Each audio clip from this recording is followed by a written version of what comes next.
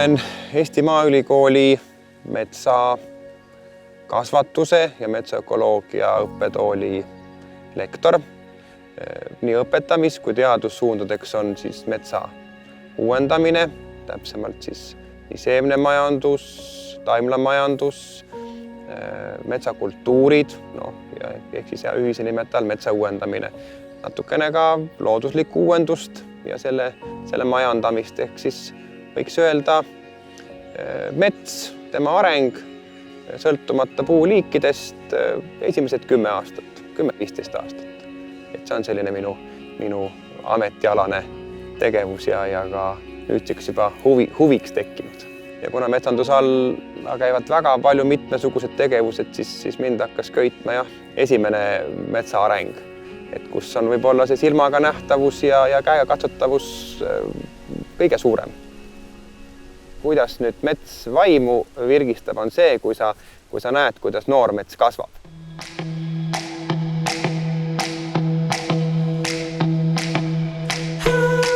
Loodus ja mets kitsamalt on üks osa minu elust, võib öelda, sest ma olen Lõuna-Eestis metsade vahel üles kasvanud. Ma töötan metsas, olen õppinud metsandust. Mu päris paljud hobid on seotud metsaga, näiteks jahindus, maastikul rattaga sõitmine, matkamine ja ka mingil määral mesindus, sest ma olen 10 aastat tegelenud hobikorras mesindusega ja minu paljud mesitarud paiknevad ka metsas ja enamjaolt just noores metsas, kus on rohkem erinevaid taimi, kust mesilased saavad nektarit koguda.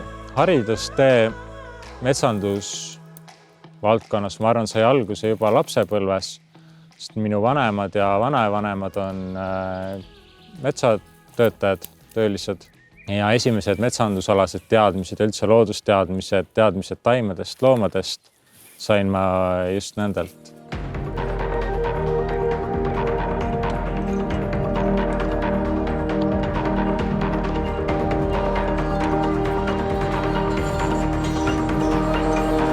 Oleme uuendusraie langil, et sellel alal toimus eelmine aasta raie, millega raiuti välja puit, mida meie esivanemad olid pikalt hooldanud.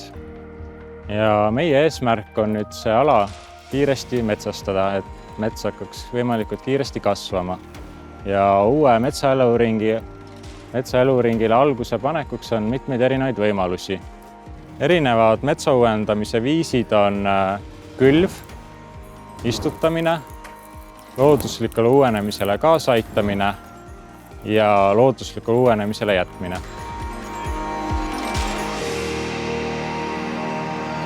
Uus metsapõlvkond ei saa alguse mitte niivõrd taimedest, kui tegelikult ju seemnest, millest need taimed kasvavad.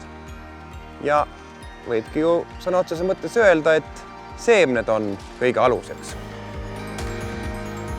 Need puud siin meie ümber ei ole mitte puidu tootmise jaoks või ütleme siis kunagise palgi kasvatamise eesmärgil, vaid need puud kasvavad siin, et saada võimalikult palju käbisid, mis siis omakorda annaksid meile võimalikult palju seemneid.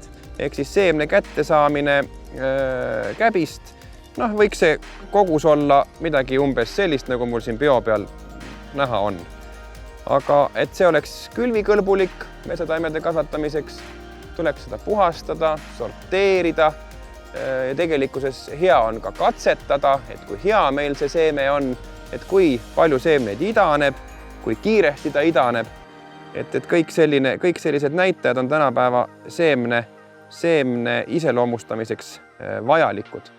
Et sellist seemlat kasvatada, arendada, selleks kulub kah jällegi nii nagu metsas ikka on kõik protsessid pikad, aastakümneid. Seemlast või puistust tulnud seeme jõuab sisse siia poti taimlasse, poti liinis või poti täitmisliinis, täidetakse kasvatuskastid, külvatakse seeme, pannakse peale ka veel niiskust kinni hoidev aine ja natuke kastetakse ja edasist arengut jätkab siis seeme kasvuhoones, kus ta siis saab omale nii piisavalt soojust, valgust kui ka toitaineid. Siin me oleme siis hariliku kuuse üsna varajases arengustaadiumis, et on veel tõusmetel on veel seemne, kestad veel siin peal ja need on siin mõne nädala vanused ja minu selja taha jääb siia suurusjärgus umbes 2 miljonit taime, 2 miljonit seemikut. Siit algab siis väikeste kaskede elu ja nendest väikestest kaskedest siis tulevikus võrsuvad suured puud, läbides enne küllaltki suure kadalipu nii istutuse, hoolduse kui ka metsa istutuse. Nii et nii nagu selle elu algusega algul on kõik väikesed väetikesed, pärast suured ja tugevad. Kasvavad siin pesades veel mõnda aega ja siin suve teises pooles lähevad siis põllu peale. Aga siin on siis näha juba nüüdseks juba selline pea poole aasta vanune või natuke vanem kasetaim, mis siin kasvab veel umbes, ütleme siis 3-4 kuud, et sügiseks peaks selline hetkel 25-30 sentimeetrine taim olema meeter, võib-olla isegi parematel juhtudel 1,50 m kõrge ja läheb tema siis järgmine kevad metsa. Ehk siis selle sama taimega uuendatakse sobilikud kaseraiestikud ja parameetrite mõttes on nad ikkagi kadestamist väärselt kenad küll. Et Eesti metsa uuenduses on kasutusel siis 2 taimetüüpi. On siis see paljasjuureline taim, kus siis taime juured on kasutamisel siis vabastatud kasvupinnasest, on ta siis turvas või siis mineraalmuld. Aga nüüd potitaime kasutamise juures taime kasutamine või taime istutamise puhul on see suur erinevus, et taim läheb metsa koos siis selle sama turbaga, kus ta on kasvanud. Nii et justkui nagu suletud juurtega, et väiksemad taimed lähevad põllu peale koolitusse, siis seda tüüpi suurema potiga taimed lähevad metsa uuendustöödeks.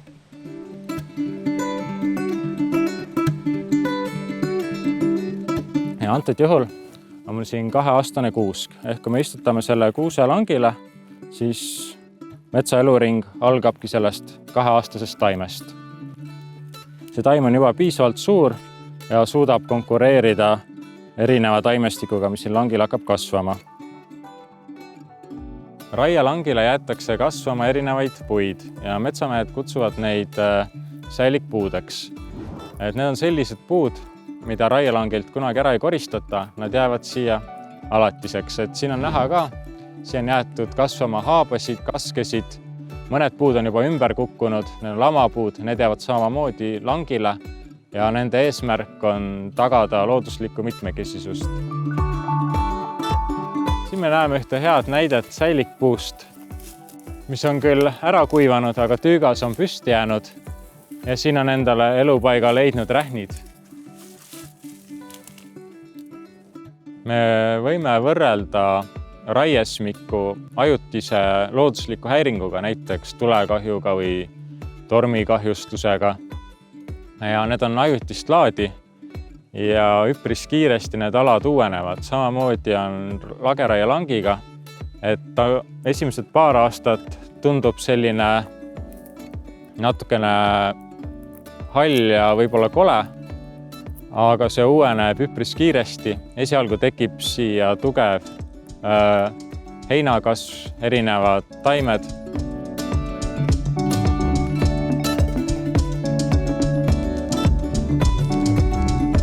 Mets on toidulauaks paljudele meie suurtele sõralistele, näiteks kits, põder, hirv ja siin isegi näha tegutsemisjälgi.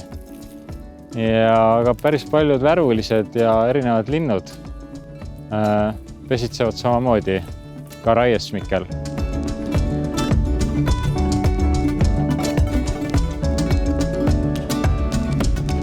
ei linnustik ega loomastik noorest metsast või vanametsa eemaldamisega kuhugi pole kadunud, on liikunud lihtsalt mujale. Ja küll ta sinna tagasi tuleb, ega nüüd metsa majandamine, metsa raiumine ja uue metsa rajamine nüüd meie loomastikku, linnustikku kindlasti ei hävita ja nende elukeskkonda, et nad loom ja lind on sama vinske ja vinskemgi veel kui inimene ise ja tuleb kindlasti ka meie metsa tagasi. Võime rääkida mitmest erinevast võttest. Ühel juhul me siis saame taimi istutada või võime, suisa ka tegelikult peame. Teisel juhul me külvame puuseemneid. Valdavalt on selleks männiseemned. Seal on ka rida põhjuseid, miks niimoodi tehakse. Ja nii nagu meie metsastatistika ütleb, väga laias laastus viimasel 10-15 aastal on circa pooled raiestikud jäänud statistika kohaselt siis looduslikule uuendusele. Okaspuu kultuurid võiks rajada istutamise teel, eeskätt kuusekultuurid ja männikultuurid siis nii istutuse kui ka külvi teel. Ja lehtpuualad siis sõltuvalt juba objekti iseloomust kas jätta looduslikule uuendusele või siis istutada taimi.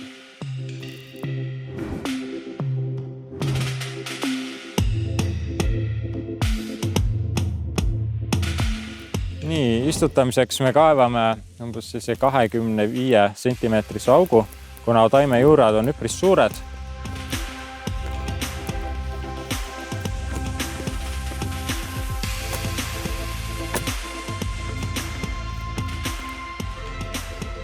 Juured asetame üpris laiali, et nad ei oleks ühes puntras koos, paneme mulla peale.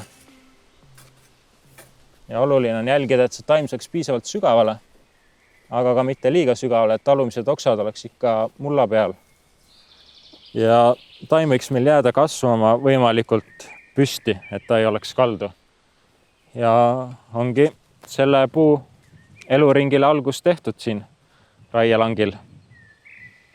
Ja järgmise taime ma istutan umbes 2,5 kuni 3 meetri kaugusele, et siia jääks ka piisavalt ruumi, et siia saaks looduslikult mõned puud juurde tulla.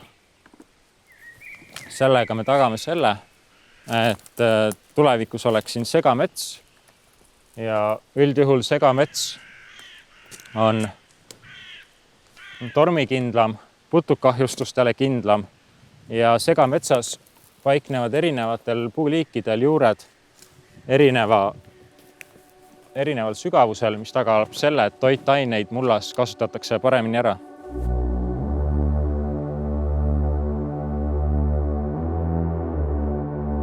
Selle metsa siin istutasin ma 5 aastat tagasi, täpselt selle sama metodiga, labidaga ja kasutasin 2-aastaseid paljasjuurseid taimi. Ja nüüd see mets on juba sirgunud minust isegi natukene kõrgemaks.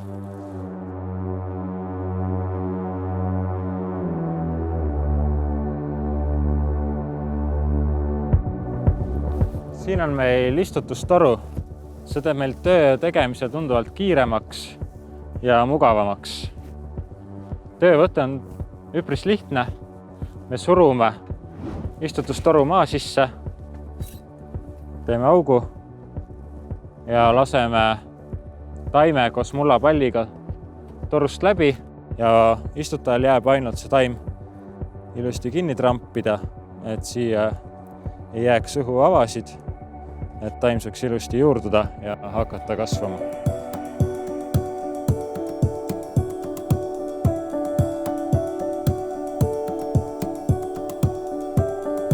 Lisaks eelnähtud puude istutamisvõimalustele on olemas ka kaasaegne jõudne istutamistehnoloogia. Meie taga on näha istutamismasinat, millega me saame istutada metsa puid kevadest kuni hilissügiseni ja kogu selle töö teeb ära meil üks inimene, kes saab töötada mugavas töökeskkonnas.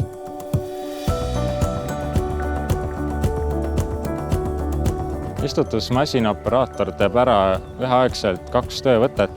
Ta valmistab ette meile maapinna ja istutab taime mätta peale ja trambib selle kõvasti kinni.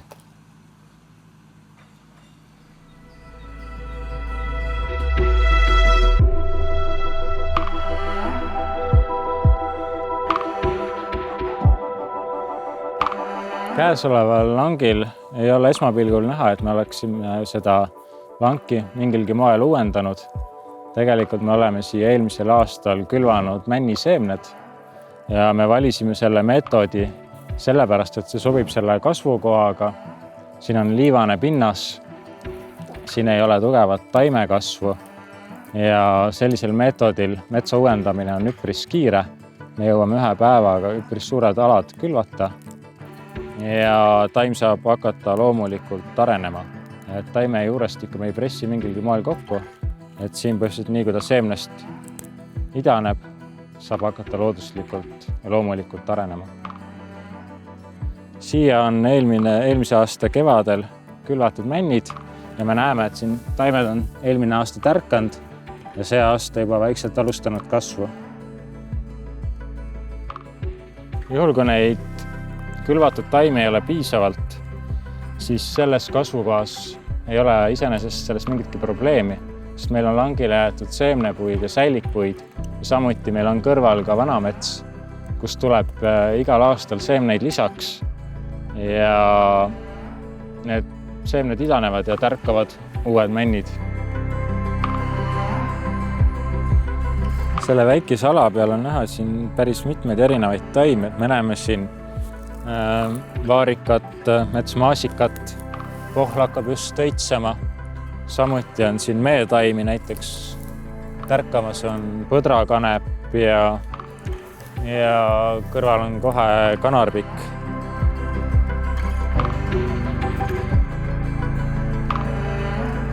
Siin on samasugune männiseemnetega uuendatud ala, nagu hetk tagasi me nägime. Ainuke erinevus on see, et peale külvi on siin möödunud 7 aastat ja männid on juba peaaegu minu kõrgused. Ühte meetodit, mida päris palju ka kasutatakse, on looduslikule uuenemisele kaasa aitamine. Ehk me tõmbame maapinnalt ära kamarakihi ja samblakihi, et looduslikult saaksid puuseemned kukkuda maha ja hakata idanema. Et seda on näha ka sellel käesoleval langil, et siit on masin läbi sõitnud, pealmise kihi maha koorinud ja on jäänud sellised triibud, kus on muld näha. Siin on puuseemnetel hea hakata kohe idanema. Tihti, kui me langil taimi ei näe, see ei tähenda seda, et see lang jääb ilmtingimata uuenemata. Et vastupidi, et me võime selle töö jätta ka looduse hoolde, kui me näeme, et langil on suur tõenäosus loodusliku uuenemise tekkeks. Igasse raiestikule ei olegi mõtet üldse uuendada. On suuresti metsaomaniku valik. Põhimõtteliselt, kui on metsa seaduse, metsamajandamise eeskirja ees ju kohustus täidetud, et meil peab seal tekkima teatud arv peapuuliigi taimi, siis ega päritolu tegelikult ei uuri ju keegi. Kas nad on looduslikus mõttes, selles mõttes päritolu, et on ta loodusliku tekkega noorendik või kultuur või siis istutatud. Eesti oludes uueneb meil mets looduslikult väga hästi. Ja siin on väga hea näide, kus peale raiesmikku, kus ei ole mitte midagi tehtud, on hakanud kasvama kased ja need kased on siin umbes 3 kuni 5 aasta vanused. Ja kaskede sees on näha ka teisi puuliike, et siin on natukene remmelgat, mõned üksikud haavad ja lepad. Looduslikule uuenemisele jätmise eelisteks on see, et me saame segapuistu ja loodus külvab sinna täpselt selliseid puuliike, mis selle pinnasele sobivad ja sellega me tagame ka loodusliku mitmekesisuse. Loodusliku uuenemise puhul on näiteks erinevate puidukahjurite risk tunduvalt väiksem, et nad kahjustaksid uuenenud metsa, sest tegemist on erinevate puuliikidega ja isegi kui ühte puuliiki kahjustab mõni puidukahjur, siis teised puuliigid jäävad kasvama.